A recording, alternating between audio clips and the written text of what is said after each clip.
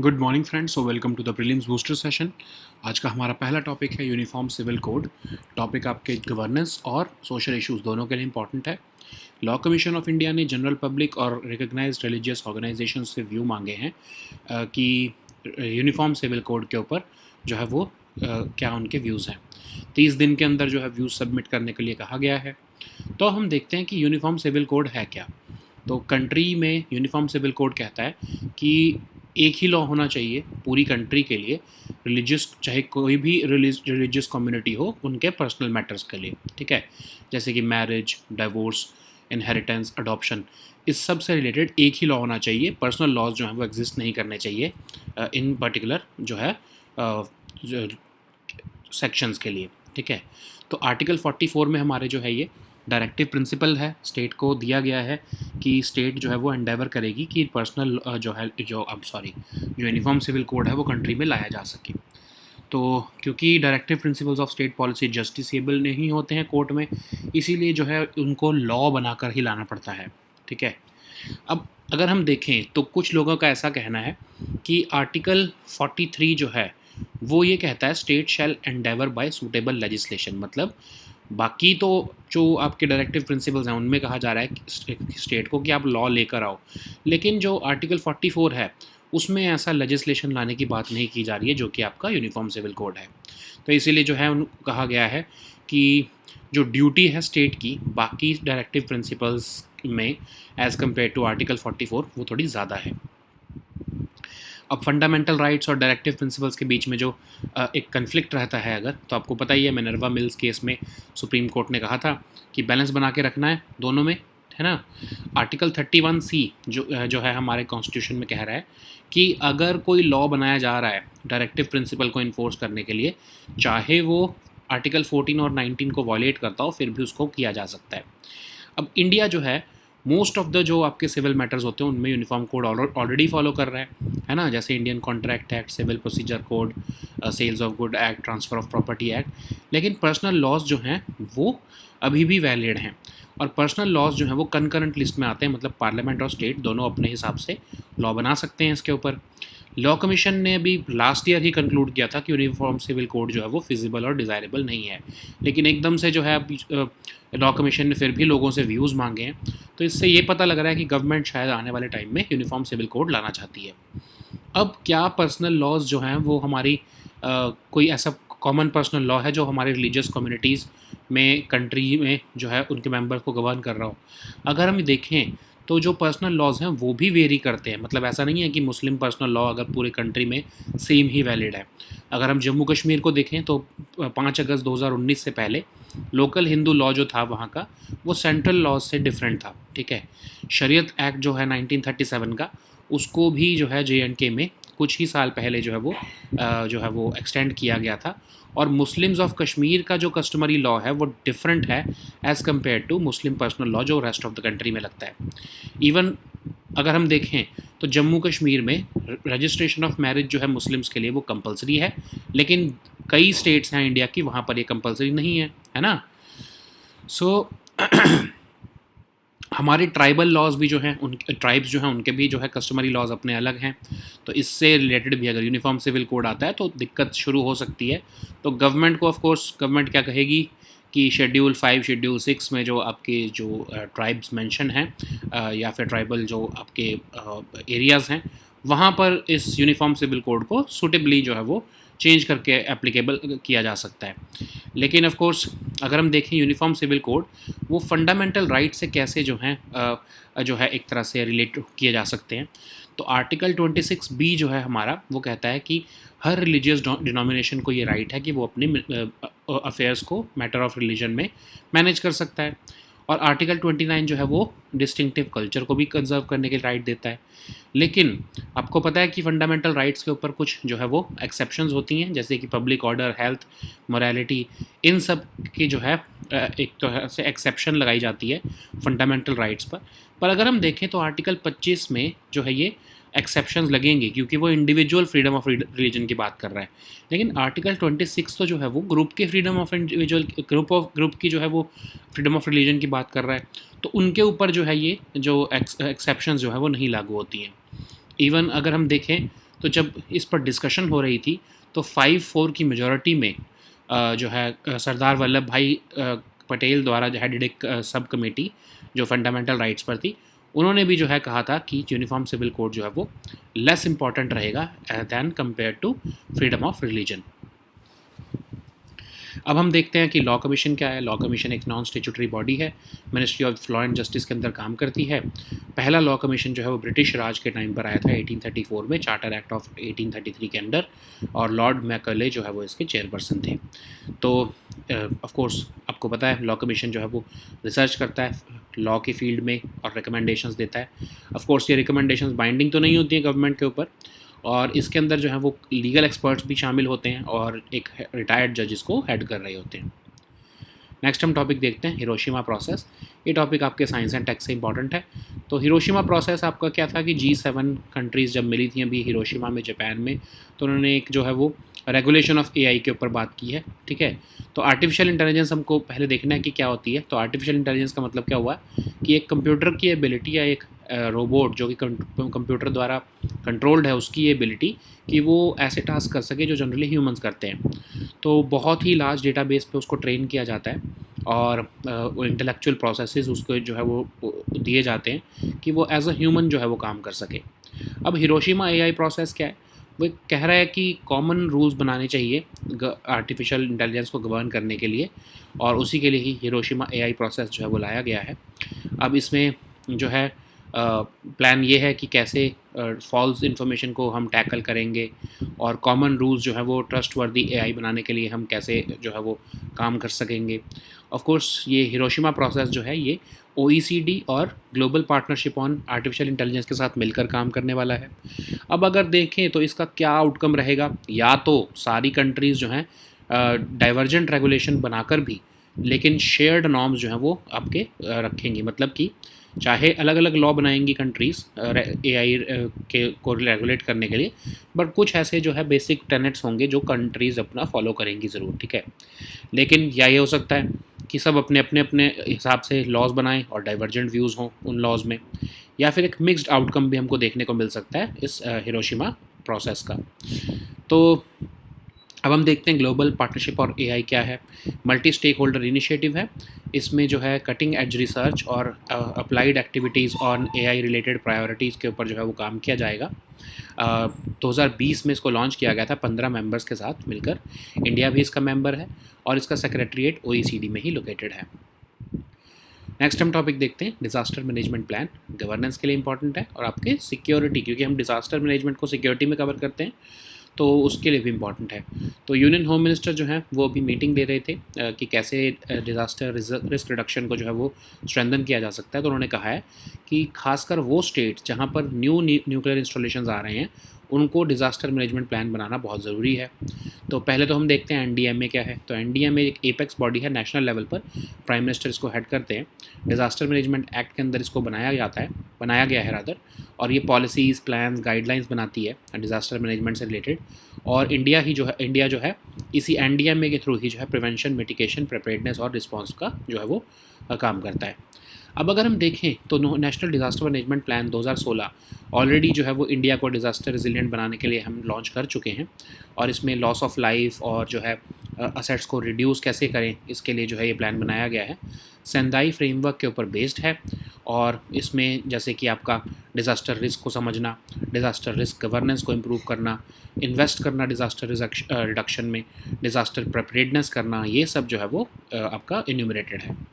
अब न्यूक्लियर और radiological emergency से रिलेटेड क्या हमारे पास प्लान रहते हैं, तो काउंटर मेजर्स लेकर आना ज़रूरी है इमरजेंसी सिचुएशन में। इसलिए जितनी भी न्यूक्लियर फैसिलिटीज़ हैं वहाँ पर एक कॉम्प्रिहेंसिव इमरजेंसी प्रिपेयर्डनेस प्लान जो है वो लाया जाता है। तो उसमें लाइसेंस देने से पहले ही, न्यूक्लियर रिएक्टर का लाइसेंस देने से पहले ही जो है ये फैसिलिटी को इमरजेंसी रिस्पांस मैनुअल जो है वो तैयार करनी होती हैं, और उनको जो है प्लान्स बनाकर रखने होते हैं कि अगर कोई इमरजेंसी आएगी तो क्या हमको करना पड़ेगा।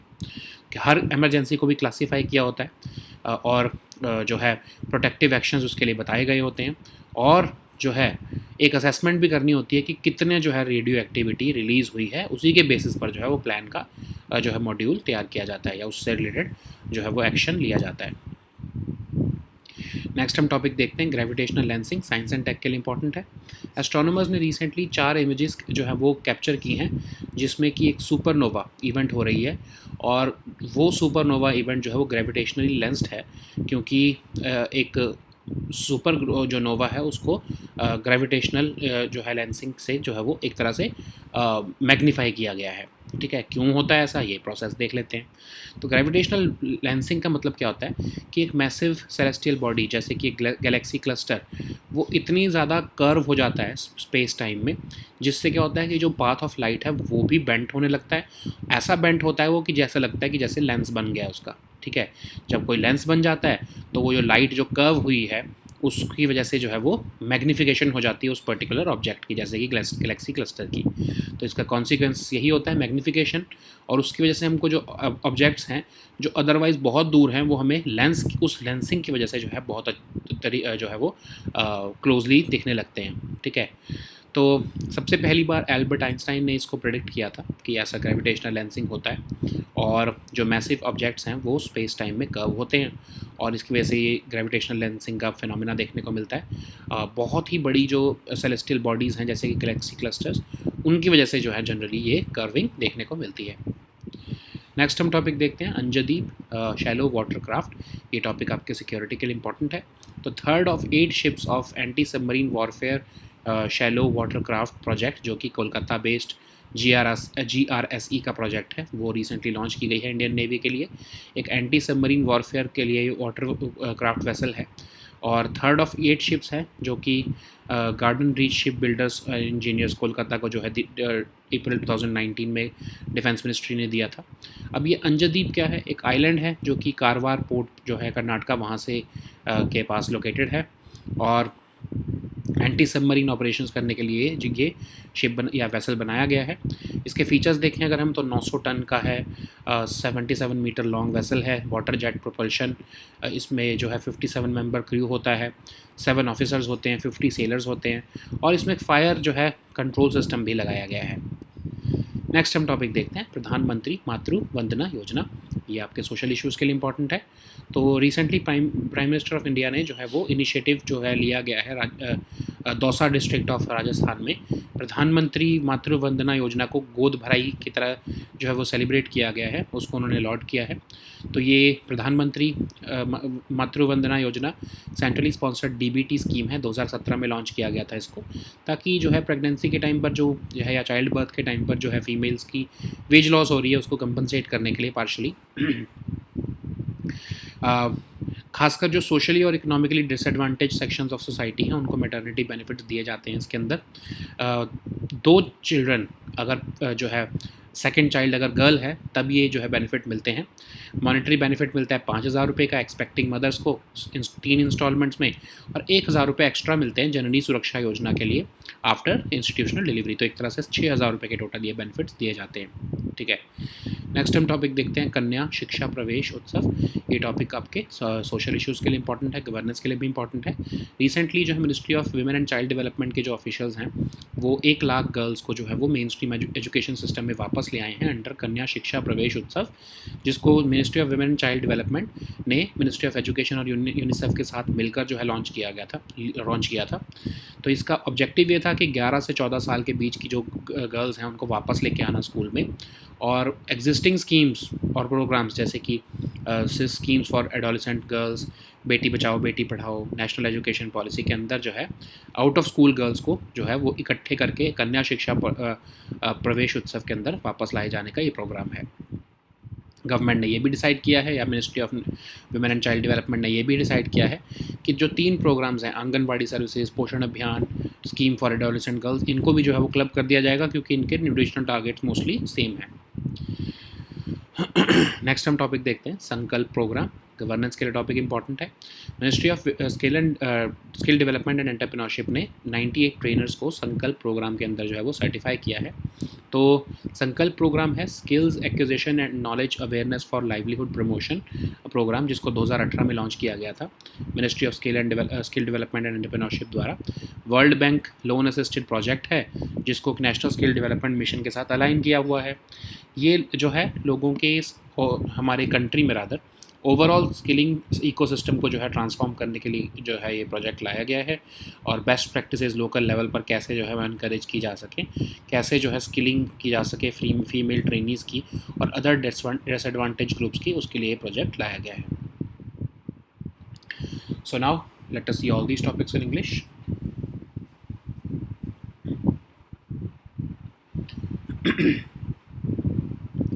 So the first topic is Uniform Civil Code. This topic is important for your social issues and governance both. So Law Commission of India has recently invited views of general public recognizing the religious organizations and the recognized religious organizations to examine the Uniform Civil Code and submit their views within 30 days time. So it means that the government is preparing for bringing Uniform Civil Code. That's why this short period of time has been sought for the views of the general public, to give an impression that discussions were held with the people and their views were solicited regarding the same. So anyways, what is the meaning of Uniform Civil Code? It means that there will be one law for the entire country which will be applicable to all religious communities in their personal matters like marriage, divorce, inheritance, adoption, etc. Article 44 of the Constitution lays down this goal or this directive principle for the state, that they should ensure or they shall endeavor rather uniform civil code. But of course, as you know, that directive principles are not enforceable in the court of law. That's why they're not justiciable. But there is also a certain constitutionalists have said, or certain constitutional experts have said, that there is a distinction between directive principles also. For example, in Article 43, it is being said by directive principles that state shall endeavor by suitable legislation. But this suitable legislation word is missing in Article 44, that is in the Uniform Civil Code, which means that the duty of state in other directive principles is greater than that mentioned in the Article 44. So of course, we know that there is a certain form of conflict between DPSPs and fundamental rights. So, but in the Minerva Mills case, the Supreme Court has held that there should be a balance between the two.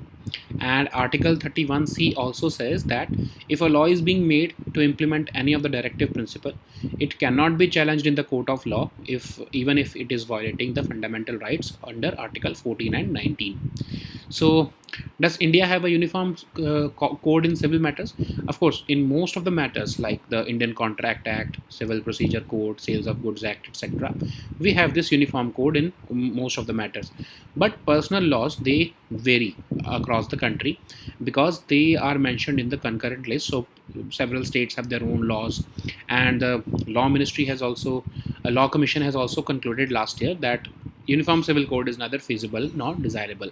So what has changed suddenly? It means that the government is pushing that they want to bring this law now, and that's why it has asked the Law Commission to examine and put out a public discussion before the law can be introduced in the monsoon session or perhaps later. So is there any one personal law for any religious community governing all its members? Of course not. If we see in Jammu and Kashmir until 2019, local Hindu law statutes were very different from the ones at the central level. Even the Shariat Act of 1937 was extended to J&K a few years ago, under which Muslims of Kashmir were governed by a customary law as compared to the Muslim personal law which exists in the rest of the country. And this law of Muslims for Kashmir was closer to the Hindu law. Okay, and registration of marriage among Muslims in Jammu Kashmir was compulsory, even though it was optional in other states like West Bengal, Bihar, Assam, and Odisha. If we look at the northeast, then we have about 200 tribes who also follow their own customary laws. So whenever the government even brings this uniform civil code, there could be a very strong repulsion from the northeastern side, until, or of course, the government specifically mentions that this law would not be applicable to schedule 5 and 6 areas where of course the tribal laws would prevail. So how does this idea of uniform civil code relate to fundamental right to religion? Of course, under Article 26b, the Constitution gives a right of religion of each religious denomination or any section to manage its own affairs in matters of religion.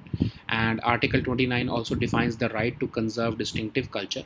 So individuals' freedom of religion under Article 25 may be subject to certain exceptions like public order, health, morality, but a group's freedom under Article 26 has not been subjected to other fundamental rights.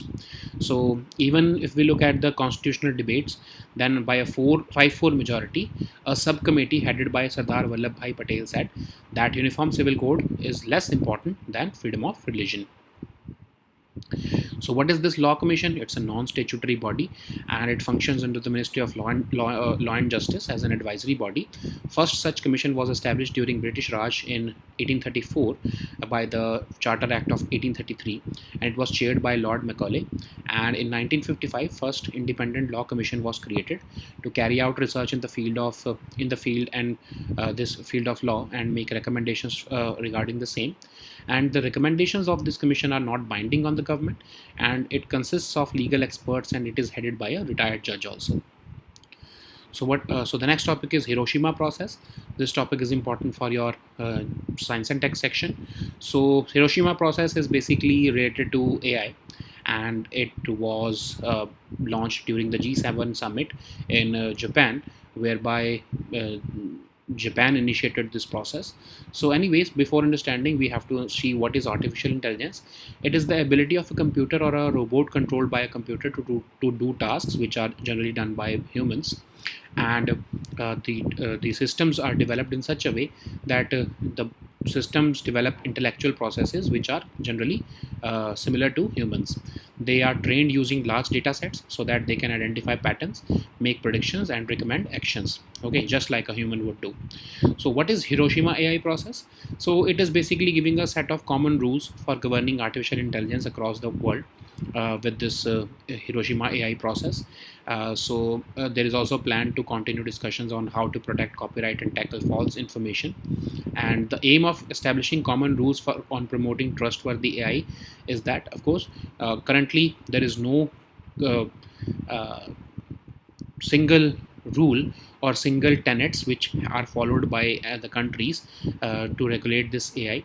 So for that, HAP has been formed now, Hiroshima AI process, which will be working now with OECD and Global Partnership on Artificial Intelligence to discuss the regulations by the end of this year. So what are the likely outcomes? So of course the three outcomes are possible. Either all the countries would, despite divergent regulations, all the countries would at least accept certain shared norms, principles, and guiding values, and they would incorporate it into their laws. The second possibility is that there would be so much divergent views that any meaningful solution would not be arrived by even this Hiroshima AI process. And the third, of course, is the most likely outcome, where there will be a mixed outcome, and there would be some convergence on finding solutions, and there would be certain divergences. So no common ground could be found on certain issues, but on certain basic principles there could be certain agreements. So what is Global Partnership on AI? It's a multi-stakeholder initiative which was launched in 2020 with 15 members to support cutting edge research and applied activities on AI related priorities. Of course, India is also a member of this initiative. It has 29 members currently, and its secretariat is located in OECD. So the next topic is disaster management plan. This topic is important for your governance and disaster management or the security issues.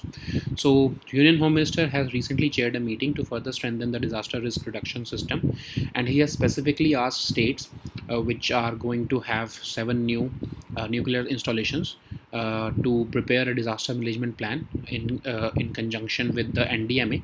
So NDMA is an apex body headed by Prime Minister, which is mandated by the Disaster Management Act to lay down policies, plans, and guidelines for disaster management. And India envisions the development of ethos of prevention, mitigation, preparedness, and response for the disasters. We also have this National Disaster Management Plan of 2016 to make India disaster resilient and reduce the loss of lives and assets. This plan is based on the Sendai framework, which basically puts four priority themes into action, like understanding disaster risk, improving disaster risk of governance, investing in disaster reduction, and disaster preparedness. Okay, so what is the status of nuclear and radiological emergencies in India? So for nuclear power plants, the implementation of countermeasures become even more important. So it has been made mandatory for all nuclear facilities that they must prepare a comprehensive emergency preparedness plan even before issuance of a license to the nuclear facility. So they should have emergency response manuals, and these plans must be put in place to handle such emergencies. And it also includes arrangements which would be required to classify an emergency, mitigate the emergency, notify and recommend protective actions also. So the next topic is gravitational lensing. This topic is important for your science and tech section. So astronomers have recently captured four images of the background of supernova, which is being gravitationally lensed by the immense gravitational well of the foreground supernova. So what is gravitational lensing? So it basically occurs when a massive celestial body like a galaxy cluster uh, causes a sufficient curvature of space-time, so even the path of light around it becomes bent, and it seems like there is a lens around it. Okay, so because there appears a lens around it due to the bending of light, it causes magnification, which means that we would be able to observe those objects very closely, which are otherwise very far away. So this phenomena was first predicted by Albert Einstein in 2000, in 1915, and with this theory of a general theory of relativity, it was said that gravitational lensing occurs when extremely massive celestial bodies like galaxy clusters cause space-time to be significantly curved. So the next topic is Anjadeep shallow watercraft. This topic is important for your security section.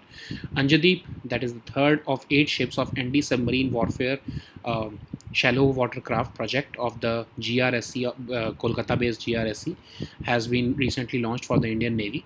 It's an anti-submarine warfare watercraft vessel built by the GRSC, and this is the third of the 8 ships. It is named after island of Anjadeep, which is located near Karwad port of Karnataka, and it is of course designed to undertake anti-submarine operations. It is a 900-ton, 77-meter long vessel, which is powered by water jet propulsion. It consists of 50. Its crew consists of 57 members, including 7 officers and 50 sailors. It also features a fire control system. Okay, so the next topic is Pradhan Mantri Matru Vandana Yojana. This topic is important for your social issues and governance both. Recently, PM Modi has lauded the new initiative of celebrating Pradhan Mantri Matru Vandana Yojana as God Bharai ceremony in Dausa district of Rajasthan.